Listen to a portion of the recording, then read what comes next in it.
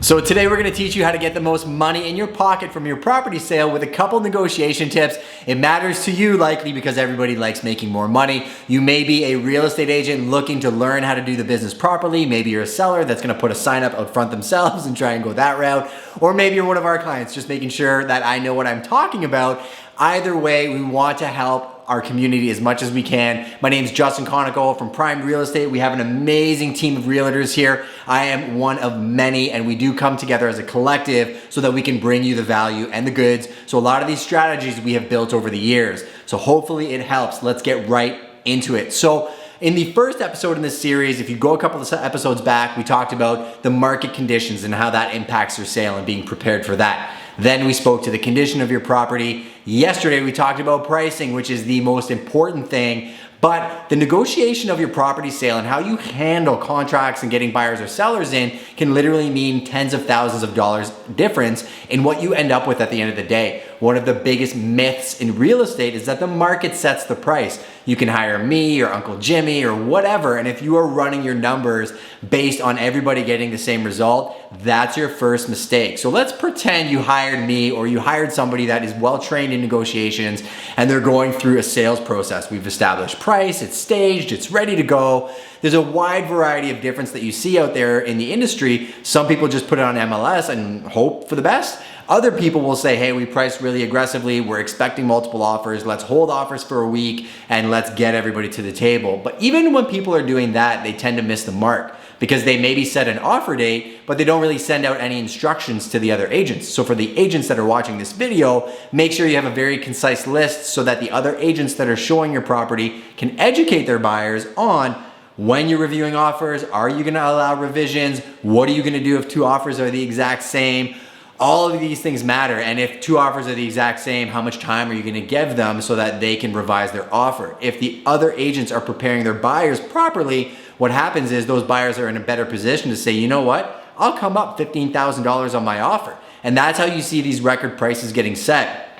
Now, I did wanna point out, the reason that it happens this way is most people that do their business a lot understand the intricacies of those sales, and preparing and educating your buyers and sellers and how to handle the transaction is absolutely instrumental, because the last thing I'm going to talk about here is the biggest mistake everybody makes is they get emotional about the sales. Now, when you're getting emotional about a sale of a property or an offer, whether it's a low ball or you're getting, $50,000 over asking price and you feel like you underlisted it and want more, these are normal feelings. Everybody gets it. Something that happens to every single seller and every single buyer, me included, is if you purchase a property, you get what's called buyer's remorse, where you think, maybe I overpaid for that property. Or if you're a seller and you sell your house, quite often you think, maybe I could have got more for it, or I gave the thing away. There's a deal where we literally just doubled the dollar per square foot in an area. And I know that seller had a lot of love for that house and we were shooting for the stars. We got an incredible price based off the comps as well, and they did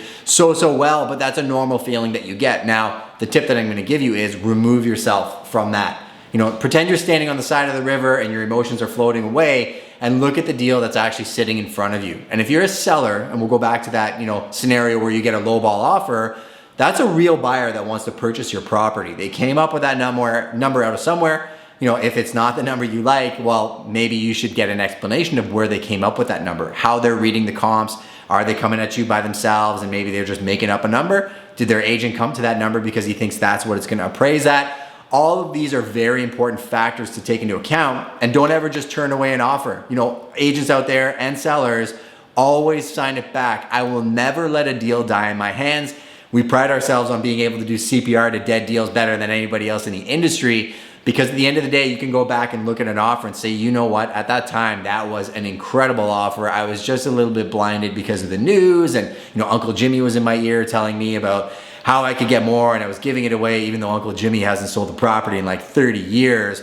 You really need to look at just your business decision when it comes to buying and selling real estate. Now, I'll wrap up this video with an understanding that this, if you're selling residential real estate primarily, it's your home, right? And you should be working with somebody who respects that and is as tied emotionally to that transaction as you are. One of the biggest mistakes I think real estate agents make is they treat other people's money like it's theirs. They're very flippant with, counter at this, do that, almost as if they own the property. And they can get desensitized to the industry because they deal with that every single day. And if you're a large volume transaction agent, you have to pull yourself back and then put yourself in the seat right next to the person that you're working with. We do that on all of our files, whether it's a commercial deal where we're looking at the growth of the company over the next 10 years, building an investment portfolio, building somebody's dream home. There's a couple I'm working with right now. They actually live right over there, and they're building a spectacular property right over there. And I've been working with them for like 8 months on it. I'm excited to see their designs. I think you know who you are, and go through kind of where their passions are, what they see the house being planned or making the most sense. I'm excited to go through the plans with them and see their vision and really maximize the value on my side.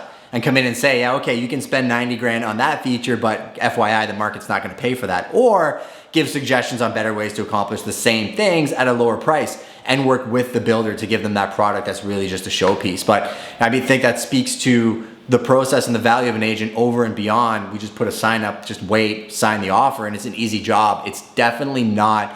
And if you are an agent and you're out there in the field, you should be respecting the craft, making sure that you're organized, have a system and process. If you're a seller, take a whole bunch of notes about what we've talked about in the last couple of videos, have a system and a process, and you can get a repeatable result if you do it the same way every single time. But that's where the industry really, really differs, is there's no standard of care. Everybody does things completely differently. Even in brokerages, you can have a brokerage with 200 agents in it. And if you start looking at those 200 agents' business, quite often they're selling a very, very different amount of real estate. And not only that, they're conducting themselves completely differently. We try to standardize everything as much as we can at Prime, and we still have to adapt and kind of change per agent, because what we do here is really put our agents on the platform so that we can showcase how amazing they are, give them systems and processes to make their lives easy, but we're not all the same. So take that into account. Hopefully this has really helped you from beginning of preparing your house for sale, getting to that last stage of you accepted an offer. I could probably talk for hours about each one of these topics individually. There's a lot that goes into each one, but again, this is just for the main high level purposes of the main things you need to look at in a sale.